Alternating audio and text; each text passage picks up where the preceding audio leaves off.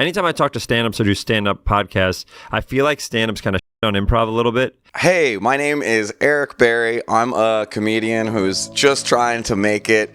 And I think there's a lot of negative reaction videos out there about different podcasts. And I think as comedians, we should support each other. So I want to try to take a more positive approach. And with that, today, I want to take a look at an episode of We Might Be Drunk with Ben Schwartz. They have a fantastic conversation about comedy. I highly recommend checking it out, particularly the differences between stand-up and improv, which I think you can see even in their personalities on the actual podcast episode itself. I do stand-up comedy. I've been doing it for a long time, but I do have a background in improv training as well. I studied at IO in Chicago, the Annoyance Theater in Chicago, UCB in New York, and Endgame's Improv in San Francisco. So let's get into it. I'd love to hear your honest, I know you guys are always honest, but your honest. Anytime I talk to stand-ups or do stand-up podcasts, I feel like stand-ups kind of shit on improv a little bit. Yeah. No. I will say stand-up comedians constantly shit on improv people. They think of it as lame. I don't know exactly why that is. But just generally speaking, stand-up comedians tend to be very critical of everything, right? Whether you're talking about something significant like gender dynamics. Dude, there is an epidemic of gold-digging whores in this country. The service at a drive-thru. Why to this day do people insist on yelling at the drive-thru? It's modern technology. I'd have my little headset. Hi, welcome to Burger King. May I please take your order?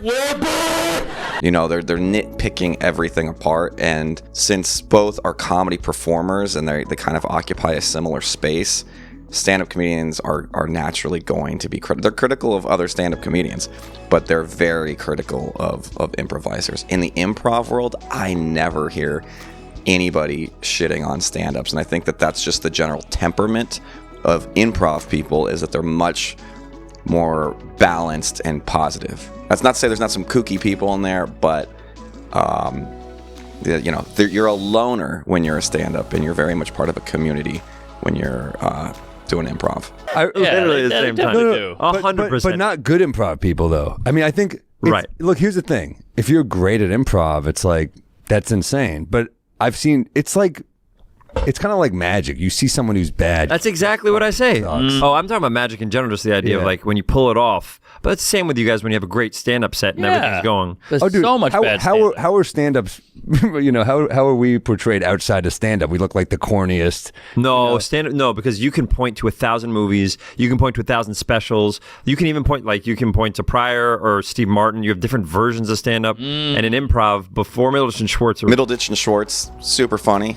Check it out on Netflix. That is long-form improv that he's talking about, which is where you create like a whole world, with callbacks, and there's a plot line in stories. It's not just little one-off jokes. But that's a really interesting point, that there have not been recorded pieces to really point to beyond Middleditch and Schwartz of long-form improv for people to look up to, whereas, you can watch countless comedy specials. There's been, comedy specials turned into movies with, Pryor and other comedians you could like watch in the theater.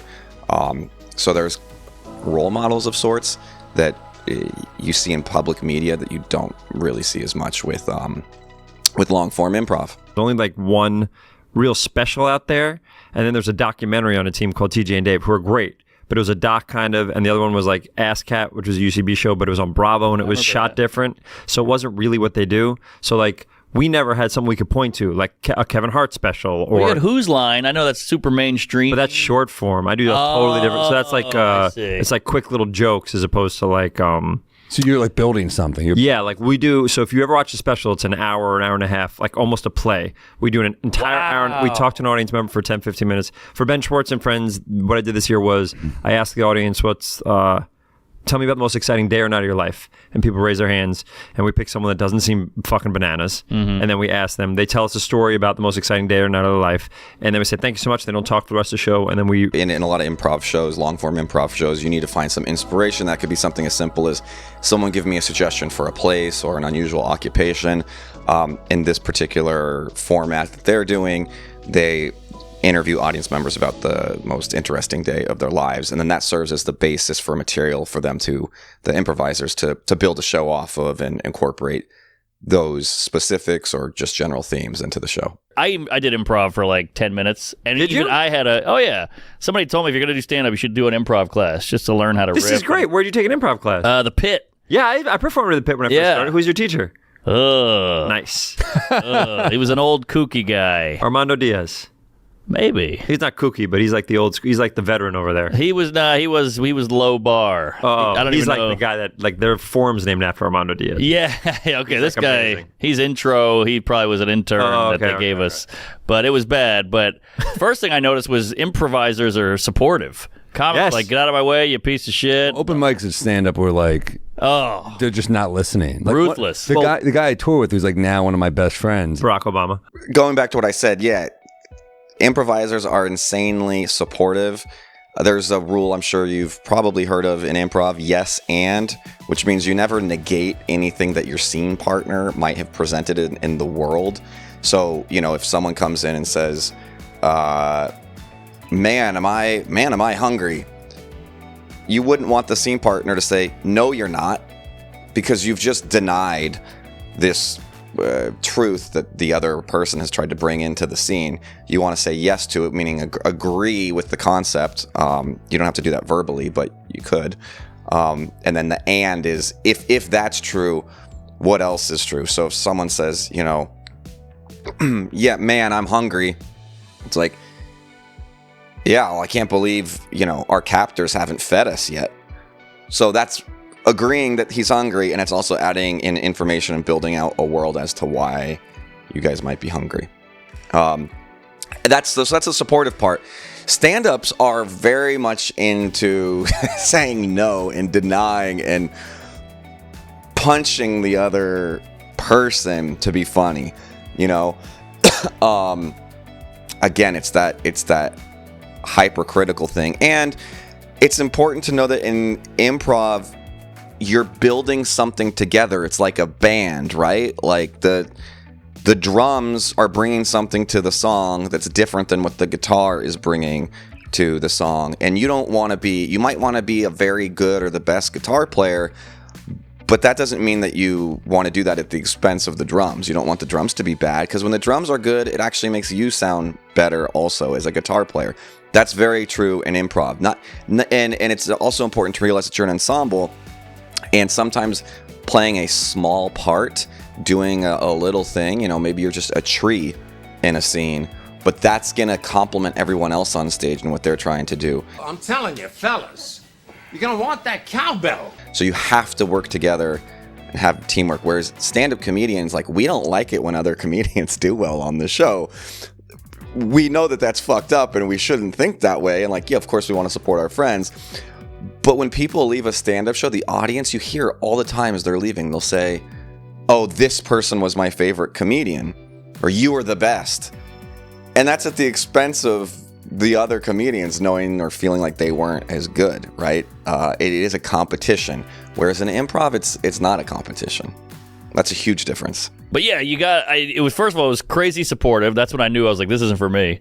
Because I didn't care about any of them, but they were super nice. They're like, oh, you need a place to go to Thanksgiving? And I was like, ugh. Oh, you mean like in life they were supportive? Both, everywhere. That's great. This makes me so happy for my community. Yeah. And you're scared of it. You hate it. Well, it just wasn't, I knew it wasn't How my were you scene. at improv? Were you I bet you were you're trying to get the laughs, so you're not thinking about the scene. Exactly. Whenever for people who start or stand-ups that start, they'll break the scene to make themselves look funny. If I'll be like, man, it's cold out here. They'll be like, no, it's not. And I'm like, well, it's like, now you got a joke and the scene is over, but now that joke is over. We could We're like build ball something. hogs. I wasn't that bad. I hate the negate guy. That guy's, get rid of him. That guy's a problem. The negate guy. The real N-word. I think something that I hinted at that you can see throughout this entire episode. It's a great episode. Definitely watch it in its entirety. But another thing is stand-ups generally, they are trying to be provocative. They are critical. They do have this point of view. Improvisers, again, nice, supportive, generally like to play nice a little bit more. And you'll see Sam Morrill and Mark Norman make these off-color kind of provocative jokes, and Ben Schwartz doesn't know what to do because he's a nice guy. I mean, I don't know, they're all probably nice guys, but it's a little more politically correct, I would say, in the improv world, and they're not trying to poke the bear. So sometimes you can see where he gets kind of uncomfortable, not wanting to fully validate what they're saying. It was a good secretly hate experience. each other. Yeah, it's Completely. rough. Well, we used You've to barely looked each other's in the eyes. Oh, that's I can't look people in the eye. That's Really? me, not him. Yeah. Why not? It's too intimate. He's gotten better though. I'm doing it with you right now. Try look me in the eyes. I'll kiss you. No, you won't. Talk to me for 2 seconds. This is a Mark Norman thing. Yeah, he definitely doesn't like eye contact. I got to see him live at Soul Joel's in Pottstown here near Philly. And I asked him about wearing sunglasses. He often wears sunglasses on podcasts, and he says it's to avoid eye contact. Sometimes I think it's because he's hungover or on mushrooms, but like, I don't know that for a fact. But I will say, like, when you're on stage, I can't look an audience members in the eyes. So when people do crowd work and they're like noticing things about people, I try my best not to notice the audience because it throws me off.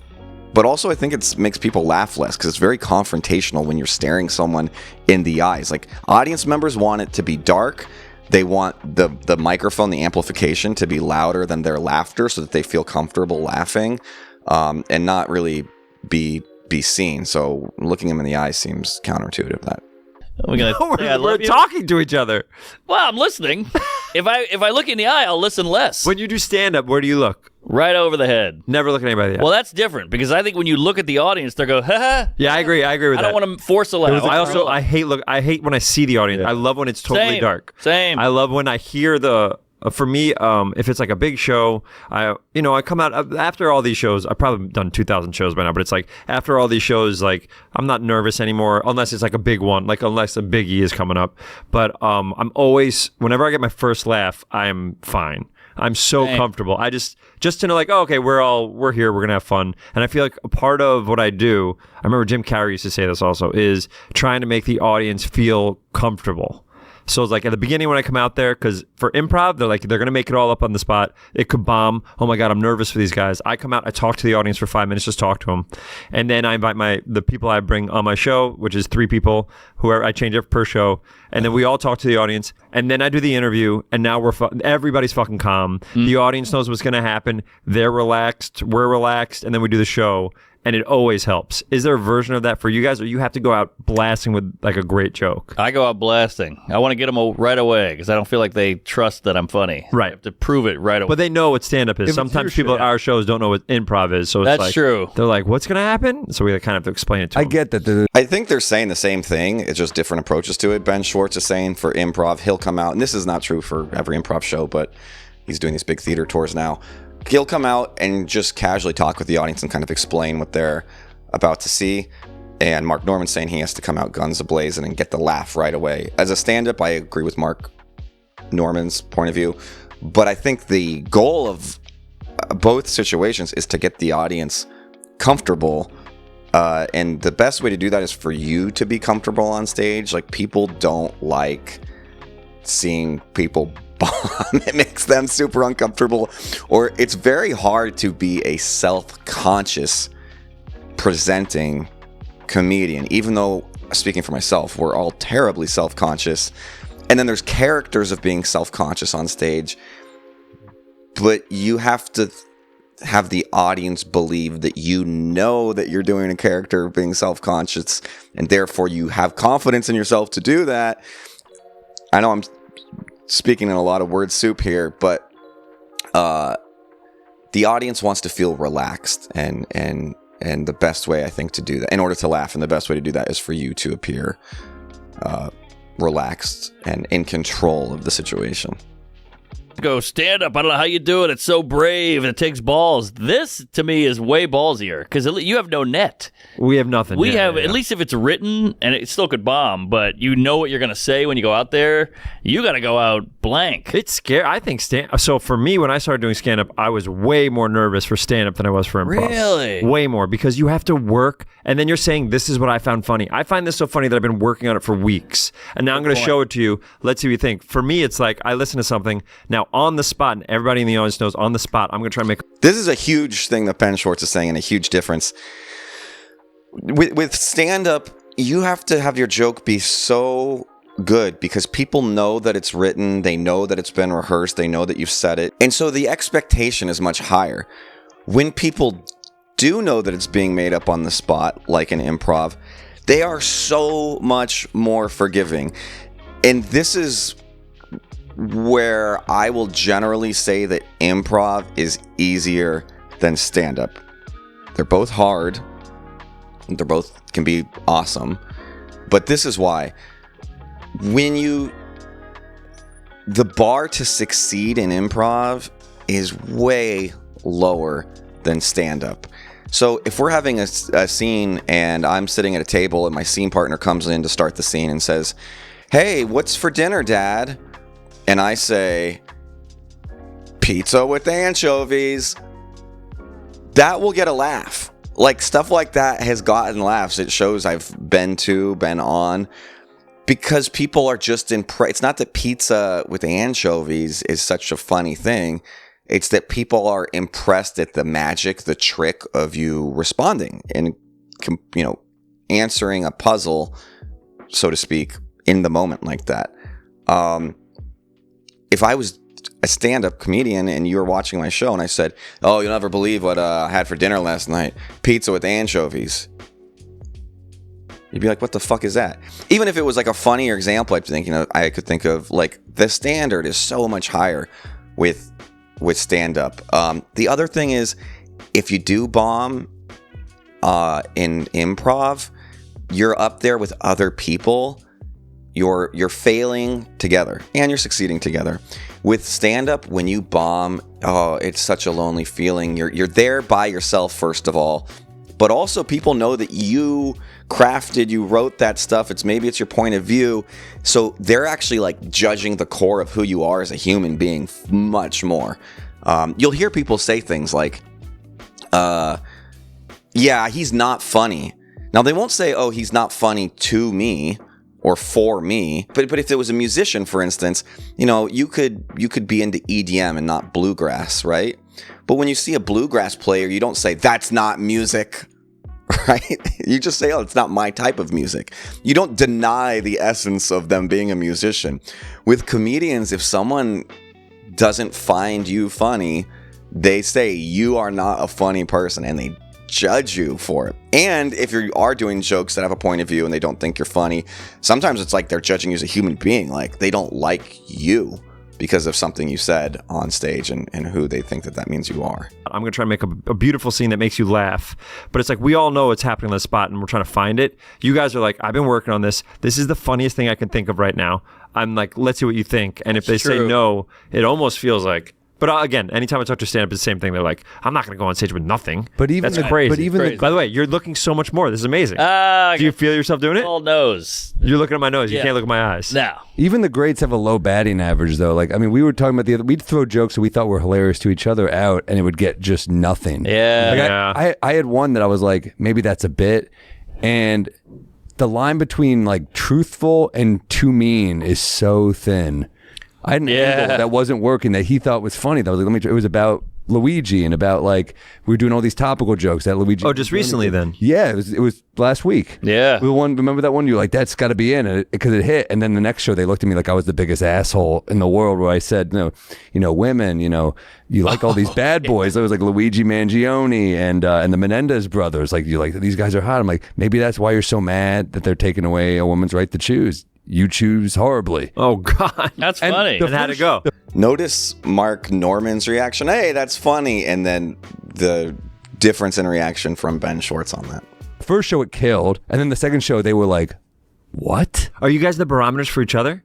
Well, a little, but you can never know as good as the audience. But no, I'm saying for you guys, who's the person you go to be like, "Is this funny?" Is it each other? We text each other sometimes. Not just is this funny, but that's cooperative. That's amazing. Not just is this funny, but is this hack? Has this been done? Right. Does someone do this angle? But like, you're doing, when you see a perfectly honed joke, like there was trial and error. It didn't just come out perfect. That thought, I mean, because we're so numb. We're so numb to what we didn't realize how offensive some of the jokes we're telling are, because we just don't. We were like, yeah, you guys are your own audience. Yeah. But we were trying out jokes where they were like, like we had a couple of Stephen Hawking jokes where they're like, "What the fuck is wrong with you guys?" And we're like, "Oh my God, we thought that was just like a funny play on words." I don't know. Oh, wow. Right. Sometimes you get so lost in the mechanics of the joke, like the wordplay or the punchline, they don't realize we're saying something about Lizzo being fat. Yeah. You're like, I used to have again, just look at Ben Schwartz, and I feel like he doesn't know what to do with them making these kinds of references and jokes. Joke where I go, kids back in the day, they yelled shotgun. Now when they yell it, they're in a classroom. Yeah. And to me, I'm just like, shotgun. There you go. That's a joke. Right. The audience is like, Jesus, you're talking about dead kids. And I'm like, oh, yeah. I was just working on the shotgun thing. It's Right. So you're like, then you adjust. Nah, I kept it. But I mean, we were on a flight. That was great, just being on a flight bounce. I mean, the people next to us must have thought we were the worst human beings. We're just bouncing. Terrible mean joke. Yeah. Well, we're literally, Jeff Ross is revealing he has cancer on this thing. He's okay. In real life? Yeah. What type of cancer does he have? colon. But Really? we're bouncing like cancer jokes off each other because we're like he wanted us to roast him for the cancer. Really? Yeah, he was moved by. Comedians can find humor in the darkest of places. I mean, even the concept of a roast is not something that you would see in the improv community. It's about elevating each other and finding the comedy from like made up situations and made up characters, right? It's much less personal than stand-up. So yeah, again, great episode. Check it out. We Might Be Drunk with Ben Schwartz. I think that stand-ups generally tend to be a bit darker, a little more messed up. They are solo people, they're jealous people, they're competitive people, they're critical people, but they have a point of view, and that's important. I think improvisers tend to be more supportive, more community-minded, more positive, and maybe they don't have a point of view. So I'm not saying that they don't, but like their job is to fabricate other people's points of view, right? And these characters. Failing on stage way harder as a stand-up than as an improviser. And again, like if you see a bad improv show, maybe people will think you're not funny, but they don't judge you as a human. If you go to a stand-up show and they don't think you're funny, often they're also judging like your character as a human. Think about the difference between like a Dave Chappelle, obviously has a point of view, very critical of things, maybe a little mean-spirited in some of the humor, versus Will Ferrell, who's trained in sketch and improv, who's probably thought of as like a very positive, uplifting guy, right? Like they can both be funny and they're both considered some of the greats in their respective fields, but like very different vibe. Ultimately, the reason why I stopped doing improv, as much fun as it was, is as hard as it is to try to make it as a stand-up comedian, I think it's even harder as an improviser, because there's only two ways you can make money. Either become a teacher for improv, or get on SNL and become, a movie star, or, on a TV show or something like that. So there's more overlap with like the acting community. That's one other thing. There is an overlap with like the theatrical acting community, and so in improv, I would say you see a fairly even gender ratio. In stand-up comedy, that is not the case at all, and I mean maybe that's because it's tougher and less friendly to like the vibe of a woman.